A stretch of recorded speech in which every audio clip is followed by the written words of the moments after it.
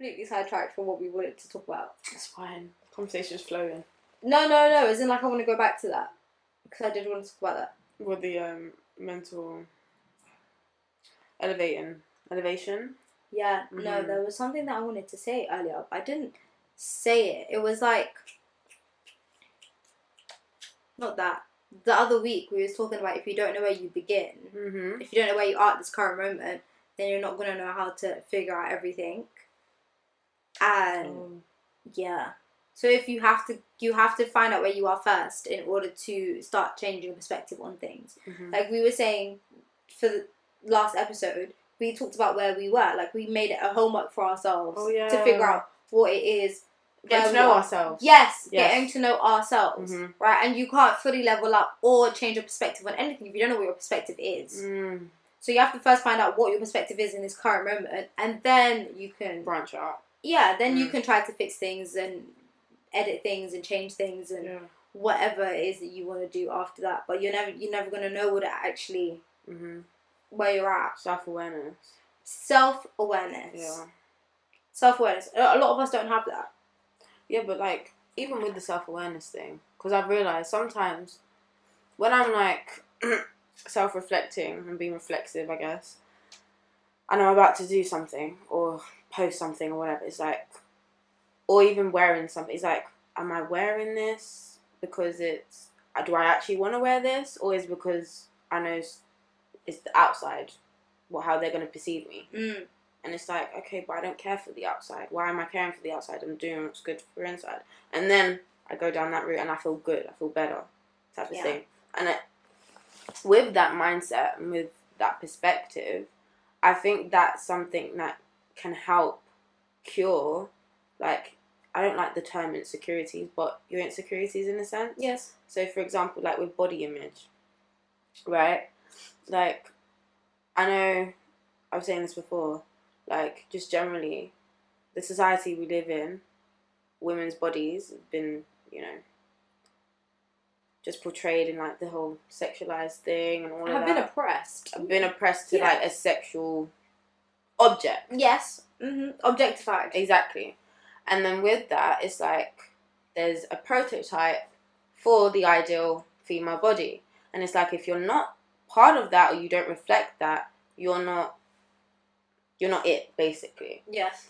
And trying to, like, separate yourself or your mind from that, because it's like, for instance, like, sometimes I'll be scrolling on Instagram, like, let's be real, the thick body type. Yes. I've no thick girl. Wait, thick or... Because now you have to get specific. Slim thick. Right. Like, small waist, big hips, curvy. Yes. Like, I'm not that, but I'm not less of a woman because of that. Yes. Yes. And it's like,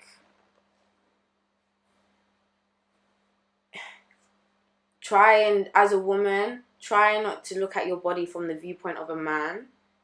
It's hard. It's very difficult.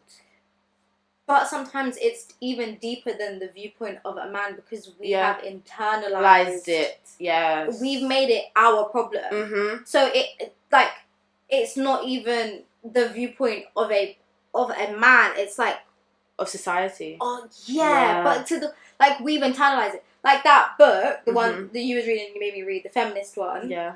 And even in there, like, simple thing is like us shaving our armpits, right? And in the book, I'll link the book. But in the book, she was saying that she had to ask herself whether she shaves her armpits because she feels uncomfortable.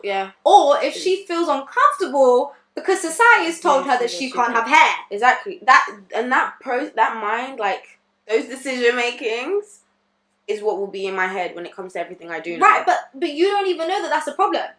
Like, me growing up, I thought, I'm just supposed to shave my armpits. Yeah, it's just something that you do, right? Yeah. And then I internalized it and felt uncomfortable when I don't have it shaved, right? But then it comes to the point of, like, okay, do I not like my armpits shaved, like, unless they're being shaved? Yeah. Because I don't like it, personal preference. Yeah. Or because I've been told that I shouldn't like it. Or it'll be someone's reaction to it. Right. Yeah. But even getting to that point where you know that you have to make that decision is hard. I don't, like we said, I grew up not even knowing whether or not there's this this is an issue with having, like, you're just supposed to do it, right? Yeah. Like, your legs, you're just supposed to shave your legs. Yeah. This is just it. Like, there's no other reason. You're just supposed to do it, right? Until I understood, okay, no, we're doing it because men. Yeah, for real. Like, society and men. But, like, what's helped me in terms, and this goes back to practicing gratitude, especially with regards to body image, is my body might not be the prototype, but my body does a lot for me, which I'm grateful for. Like, I'm very athletic, so if I gotta run, I can run, you know. And it's like, even when I'm ill, I know that my body's gonna heal itself, and I'm gonna be fine again. And then I'm grateful that I'm good, you know. Just be taking my vitamin C and everything. Health should be at the forefront, for real. And it's like, I have all my limbs, you know. My body works for me. It does a lot for me. It can get me to uni. It can get me home. So why am I gonna be upset that it doesn't look a certain way? Like, but it's deeper than that. Like, even the other day, I remember me and Yasmin was having a conversation about, like, the idea of femininity, because body type then goes into femininity as a discussion. How so? Because you're now looking at that slim, thick woman and associating her with the ideal body type for men, but it's more than that. It's that she is seen as a feminine body. So anything other than that isn't feminine. Right? So now the issue comes is that what I was saying is that when I was younger, I was automatically, like, people would ask me whether or not I was a lesbian because I was a tomboy. Right? And even then, that description of you being a tomboy now is not associated with femininity because it's tomboy. But with that being said, with the slim, thick body type model, wouldn't it just depend on what clothes she's wearing? No, because that slim, thick is going to look slim, thick in anything. True. You know? Well... And that's where we get hypersexualized, because that slim, thick woman... Even if she's wearing oversized trackies... She's still going to look... Right. Objectified. You can still objectify her, because it's like, well, her boobs are still there. Yeah. Her bum can still be seen. Yes. Yeah. Even if she's wearing an oversized tracksuit. Whereas her in an oversized tracksuit, me in an oversized tracksuit, completely different. Yeah. And then I would get that question of whether or not I look feminine. She wouldn't. True. But then there's also different problems. I would not get hypersexualized. She would get hypersexualized. Even in a tracksuit, she's getting told that too much of her is showing. Whereas I'm not getting told any of that. So either way, it's not a win-win situation. It's never a win-win situation. No. And that's what we have to understand as women. Like, as people, we always think the grass is greener on the other side. Oh, it's green where you water it.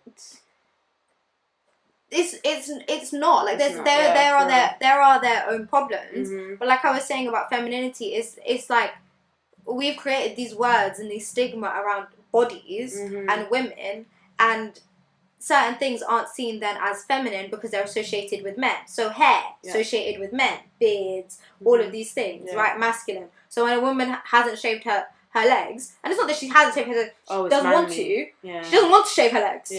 Yeah, for real. She hasn't missed out on a day of shaving. She just doesn't want to shave her legs. Now we're like, well, hair associated with men, so if she's got hair, she looks manly. So you've just taken her femininity away from her. Yeah, but even with the hair, it's like selective. Like, you should only have hair near certain places and not there. Yeah, it doesn't make sense. Yeah, no. Because if I don't have... Because you expected me to have... hair in my head. Rapunzel, hair length, but bold legs. Yes. Bold thing. Like, we're not... But these things, we know these things don't come from logical places. Like, they're very irrational anyways. Yeah. We have to understand that. But yeah, it was like me trying to get to the point, like the discussion we was having, is getting us to a point where we still feel feminine, even if we don't dress as what's associated as feminine. Yeah, for real. Like, I like the way that I dress, but sometimes I get told, "Oh, you look like a boy." How does that make you feel? When I was younger, I used to care about it. Like I said, people would ask me if I'm lesbian. Did that upset you? 100%. It was like this is just how I like to dress. Yeah, for real. I feel like you're being attacked. Yeah! Like, did I do something wrong? Mm-hmm. Was I supposed to be out in a dress? Mm-hmm. Don't want to wear a dress. Mm-hmm. Don't feel comfortable in a dress. Yeah. And I didn't at the time. Mm-hmm. I was very happy in my tracksuits and my trainers, and I was playing football, and it was like, okay, cool, well, she plays football, she wears tracksuits, she wears a snapback, I bet, like, she must be a lesbian. Do you get what I mean? Yeah. Like, it didn't make any sense to me mentally, because even at that age, I didn't understand the discrepancies. Like, I didn't understand, okay, cool, that means this, that means that. So I learned that very quickly. Okay, cool, well, when I dress up, to me, it was dressing up. When I put on a dress, and when I put my hair back, and when I, get cute, I now look like a girl. So I started doing it on occasions. So I justified, okay, cool, I have to look like this on occasion. Yeah. It's like even with hair, like you start straightening your hair on occasion because you understand that that's when you look pretty because you've got hair. Your hair is now long, right? Your natural state isn't feminine. Your natural state isn't beautiful. 100%. It's when you straighten it that you look nice. Yeah. Yes. You get more attention. Yeah, you get more attention. More likes on Instagram. Yeah, because your hair's straight. Mm-hmm. Now that is changing. Yeah. But when you're younger, those things, we learn them and we intrinsically understand them as what is feminine and what isn't feminine. Like, we don't realize that we're doing that, but that's what we're doing. Like, I saw a girl on the train. I didn't see a girl on the train. I saw a TikTok of a girl on the train, and she said when a group of boys begin to walk past you on the train, so you change your stance to look more manly, so they leave you alone. Yeah. And she was like sitting with her legs open. With her legs like this, as she normally would, and then she put her legs down, sat like that, so that she feels like they're not gonna talk to her because now it's like, okay, you're giving off masculine energy, so we're just gonna leave you alone. Do you get what I mean? But it's even the fact that you have to do that makes it a bigger or less of a difference of what. And even to reverse the conversation, if you saw a man on the train with his legs crossed, I remember when he was younger, he'd be like, ew, why is he got his legs crossed? Like, that's, ew, like, girls do that. Do you get what I mean? So it's like, we just need to get rid of all the lines, the words. Stop. What's it? Judith Butler says this a lot, like, we perform gender. Yes. It's a performance. It is. And it doesn't matter. It really doesn't. Yeah. Those things aren't fun for me, but it's also, say, a way to counteract that is finding someone that looks like you that you would also see as beautiful. So it's like having the role models around you that look like you and you think are beautiful. Oh yeah, 100%. So like, for example, if every single time you went on Instagram, it was literally just slim, thick girls, then you need to get out of that. And you need to find women that also have the same body type as you. Yeah. And start following those girls, and then start seeing it, and then we would start changing. And even mindset. the clothes that you wear, like buying clothes that are for your body type. Such a big difference. It makes such a difference. Even that helped me a lot. There's an Asian girl on YouTube, and she's huge, but she was saying that she grew up watching, not to be rude, but she grew up watching white girls do makeup. Oh. So she started doing what they do to her face. Oh no. It's not. What, her fault? It's not her fault. No, it's not her fault, right? But it's not gonna work. It's not gonna make her look like them. No. Yeah, no. Right. So you have to start finding Asian creators, Asian makeup artists that are doing things to themselves that make them look beautiful, which is going to adhere to your facial features. Yeah. Same with black girls. We need to watch black girls do black makeup. Well, like, that's what we need to see more of. Yeah. So then we can emulate that. Well, there's even, like, because with makeup, like, I've seen on my Explore page, like, there's different ways, especially, like, your face structure. Yes, exactly. There's different ways to do, like, the contour and the highlight and everything. Depending on your face structure. Yeah. That's what I was saying, because, like, she said, like, the Asian women, she was saying, obviously, their eyes, different shaped eyes. Everyone has different shaped eyes. Yeah. But Asian heritage eyes and white is different. Yeah. Very different. Yeah. So how you're doing mascara on your face is not gonna look the same. Yeah, no. Like, it just doesn't fit your eye shape. Yeah. Right? And it's not healthy because it's like you're looking in the mirror but you have this image of that person in your head. So I don't know. You know, but it's also like these influencers. Not to bash, but I'm gonna bash. So in my lecture, we were saying that we got onto the topic of like imitation, but imitation without understanding of consequence. So a lot of the times, right, you have these influencers that have had BBLs, that are now in the gym, and nothing wrong with that, but are endorsed by fitness brands that they are promoting to people that want their body, unknowing that they had surgery. The transparency isn't that transparent. Like, the thing is, there's nothing wrong, right? There's absolutely nothing wrong with her having a BBL. There's absolutely nothing wrong with her getting in the gym afterwards to maintain that. Absolutely nothing wrong, right? There's absolutely nothing wrong with her getting a brand deal. It's her money. It's her income. Yes. Right? But it's the consequence of that. Her not understanding that the consequences are... her not understanding that a consequence of that is that children are at a stage where they're gullible. Yeah. And they see her. And they want the exact same body type that she has. And now they've understood, well, she went to the gym. I'm going to go to the gym. Remember, they don't get the results they want. And mentally, how that can affect you. Yeah. You know? Yeah. Like, and I can't be mad at her. Because those things are personal. Yeah. She's not supposed... Like, she doesn't have to be out here giving you her BBL story. Her surgery description. Like, the surgeon that she went to. What piece of fat they put where. Like, no one asked her to do that. But then this is the debate, right? If you have an influence... do you not also have responsibility? Some people didn't ask to have an influence.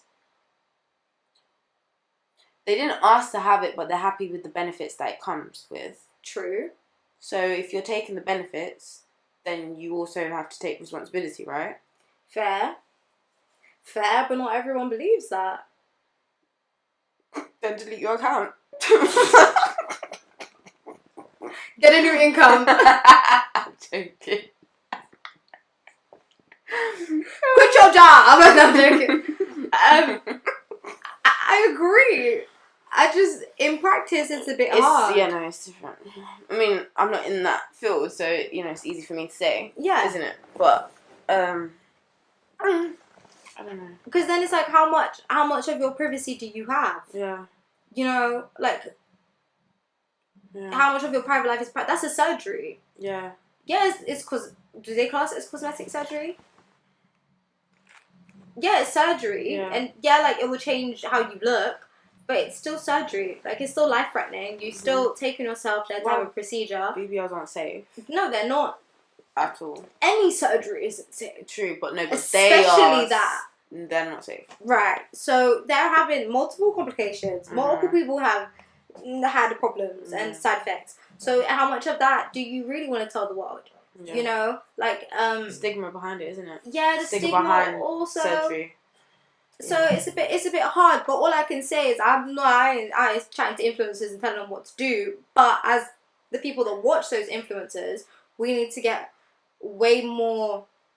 We need to take responsibility. Yes. I can't continue to get at celebrities and influencers for what they're doing with themselves. That's their business. That's their bag. Yeah. They're out here to make money. But if you're copying them, that's your business also. That's your business. Yeah. It's our business who we watch. Yeah, exactly. You know, we have to take responsibility of who we watch. If I'm watching her and the only reason why I'm in the gym is because she looks a certain way, then that's my problem. Yeah. That's not her problem. Yeah. Yeah. You know? So yes, there is the whole what they're doing and their job and their responsibility, but it's also our own, you know, and that's what we're talking about, perspective. Yeah. You can't sit there and bash someone your whole entire life. You've got to take matters into your own hands. Yeah, take responsibility for your own actions and what you're doing with yourself. And make sure that everything that you're doing is because you want to do it. Do it, yeah.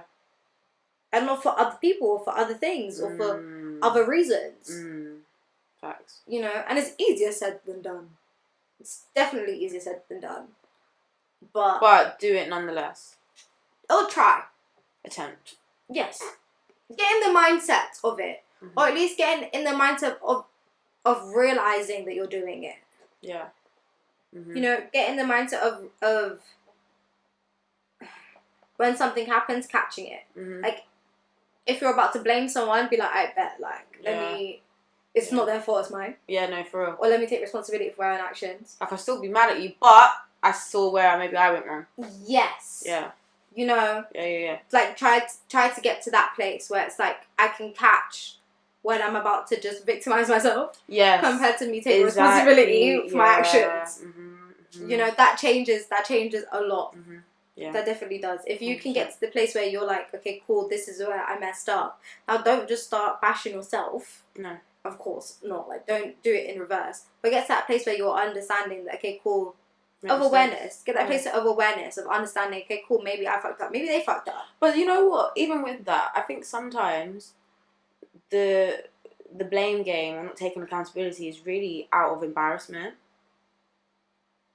Yeah. So it's like just trying to overcome embarrassment. Like, so for instance, people have seen me in this podcast. Like, I can't say certain words, or I won't say it accurately. But it's just that there's loads of people who do that. So it's not that deep. And then I said the word in the end eventually. Yeah. So it's fine. Or it's like, you know them days where you just can't spell easy words. You know, there's some days where you can't spell easy words. Like, and you're like, I know that word. Yeah. Or you can't think of it. Like, I had it last week. And I was What word was it? Mystery. Mysterious. Yeah. And I was like, where you go? Where's the word? It's not coming. Do you know what I mean? Yeah, no. So you have those times, but it's just like, give yourself grace. Like, my English don't be English in sometimes. You know, I spelled always happens when we're on podcast. You know, I spelled misogyny today by chance. Like, I was playing with the word, and it came out correct. And then I was like, wait, where's the lines? I was like, oh shit, it's right. Do you know sometimes do you know how annoying it is?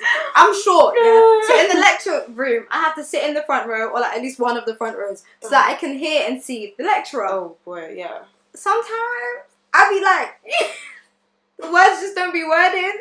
It's like red dots, red dots, red dots, red dots. And I know the people behind me are watching my laptop like, what the fuck? This guy cannot spell. You know what? Sometimes they don't be watching. No, they don't. But like, in my mind, I'm like, I have to spell everything right. No. People behind probably staring at me. I don't care anymore. Thinking that there's a problem, that I can't spell, I don't know, English. No, don't care. No, don't care what they think anymore. No, don't. Because you're not God to judge me. I'm sorry. But like, sometimes they're not judging. It's just me and my brain. Yeah, exactly. No, for real. So is it ego? In a sense? Insecurity. I don't like that word, Zara. I really don't. Why? Because the way insecurity is spoken about as if it's like a permanent thing. I don't think, say you're insecure about something, I don't think it's necessarily something that's going to be permanent. No, it never is. Yeah. No, I get you. So maybe concerned, I like that word more. I just don't like insecurity. It's just an ugly word to me. Fair enough. So yeah, no, I don't like it. Fair enough. Mm-mm. I get you. Yeah. But no, yeah. It was just like, I have like that feeling of like the external eyes. Yeah, external eyes. Yeah, and then for some reason, in my mind, like we said, like these things are irrational. Some reason in my mind, everybody else can spell perfectly, and I'm the only one that cannot spell this word. You know, that's how I feel in my mind, and I have to be like, we all don't know how to spell. Like, we all fucking don't know how to spell. Like, and you know what? Sometimes it bites me in my ass. Last week, last week, the teacher was like, "Oh, can someone come up to the class, and let's make our rules for what we want in the lesson. I have some hippie lesson, okay, so leave me alone. And she was like, okay, so do you want respect? Do you want, like, freedom of speech? What do you want? Like, how do you want the parameters of our classroom to go, right? Mm-hmm. And so I could have done it, because now I can chat to people, and I'm very, like, well-spoken, all those things. But I was like, I'm not about to write on this whiteboard. I can't spell for shit, right? Panic came in. Legit panic. So this boy was like, oh, I'll do it, miss, right? But his first language isn't English. Right. So he was like, give me grace, right? Because I can't spell. Did he say that? He literally said it. I love that. He was like, I'm not the best speller in the world, and I'm probably going to get some things wrong. Right? So he listened to what we was all saying, and he said his own bit and whatever, and we came up with these rules that we want for our class, for our lecture. And he was writing them down, and there was a word, and it's supposed to have like a dash in between, and he wrote all as one word, and he was like, that's not right. How am I supposed to spell this? And he asked everyone. And then we was all like, oh, there's a dash in the middle, rat-tat-tat. And he was like, alright, cool. And he rubbed it out and he wrote it again. Oh. And I was like, respect you. I respect that. Yeah. I can't do that. I didn't do it. Do you get what I mean? Automatically, it was like, nah, people are going to judge me. Yeah. I can't right now. Yeah, no. And it's like, no one cares. They really don't. No one cares. No one cares. Same way I don't care. Why am I going to think that they care? Exactly. But it's that feeling of like, no one's like me. Mm-hmm. You know? Yeah. Like, I'm the most caring, open-minded person in the world. No, there's other open-minded, caring people as well. Mm-hmm. You know? Yeah, for real. Like, it's fine. Yeah. And even if there are people who care, I don't care that they care. So I need to just get over myself. Do you know what I mean? Like, I do. I just need to get over myself and let people make their own decisions. Yeah, for real. You know, because we were saying this the other day. It's like changing your perspective of feeling like you have to show people that they're wrong about you. Yeah. To not caring whether or not they chat. Mm-hmm. Because before, I would be the type of person, you tell me something about myself, and I'm like, no, I'm not like that. In your face. Having something to prove. Yes. Yeah. Feeling like I have to prove something to you. Mm-hmm. And it was, I ain't got shit to prove to you. I don't give two hoops about whatever it is that you think or say about me. And more time, like I said, it's a projection of themselves. Yeah, of course. Always. So, like... Always. You ain't got a problem with me, you got a problem with yourself, and you're just taking it out on this, which is fine. You know, I always remind myself of that. It's like, no, it's not me, it's them. Yeah. So I'm gonna leave you, go. Yeah, just keep doing that with yourself. Fight with yourself. Yeah. I'm gonna fight with you. No, for real. You have a problem with me, I don't have a problem with you. 100%. 100%. Most people in the world are actually... But if you want a problem, no problem. Like 50 Cent. Have you seen that video? I love 50 Cent. If you want a problem, there is a problem, okay? Because I ain't got a problem. I actually hate that. What? In school, people actually used to come up to me like, you've got a problem with me. I'm like, no, I don't. Never said that, but okay. If you want to fight, we can fight. Like, yeah, but the thing is like, even with that, it would only be to make them relevant. Like, I'm sure people only wanted to try me because it would put them on in some way. Oh, that's deep. No, it really is. No, it really is. So it's like... It's like, if I fuck with Georgia, everybody that knows of Georgia's not going to know me. That's bad. I know. That's real low. Of them. And you got anything else to do. But you want to bother me? Because of what it's going to do for you. Oh, come off it. No. Come off it. It's okay. Stop popularity contest. And then I realised by reacting, that's you giving your power away. Yes. And putting yourself on their level. Mm-hmm. Exactly. So I just don't know. And that's what we were saying. Like, who you are will speak for itself, regardless of the situation. So you don't have to go up to people and be like, this is who I am. Yeah. Because by you being who you are, it will show them who you are. Mm-hmm. You don't have to prove that in any...